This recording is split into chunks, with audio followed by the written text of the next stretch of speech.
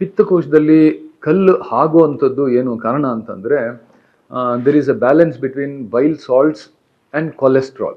ಎರಡು ಅಂಶ ಇರ್ತದೆ ನಮ್ಮ ದೇಹದಲ್ಲಿ. ಕೊಲೆಸ್ಟ್ರಾಲ್ಗೂ ಈಗ ಇಮಾಮ್ ಸಾಹೇಬಿಗೂ ಗೋಕುಲಾಷ್ಟಮಿ ಸಂಬಂಧ ಏನು ಅನ್ನೋ ಥರದಲ್ಲಿ ಕೇಳೋಂಥದ್ದಲ್ಲ ಅದು. ಕೊಲೆಸ್ಟ್ರಾಲ್ ಅಂತ ಒಂದು ಅಂಶ ಇರ್ತದೆ, ಬೈಲ್ ಸಾಲ್ಟ್ಸ್ ಅಂತ ಅಂದ್ಬಿಟ್ಟು ಎರಡು ಸಾಲ್ಟ್ ಇರ್ತದೆ.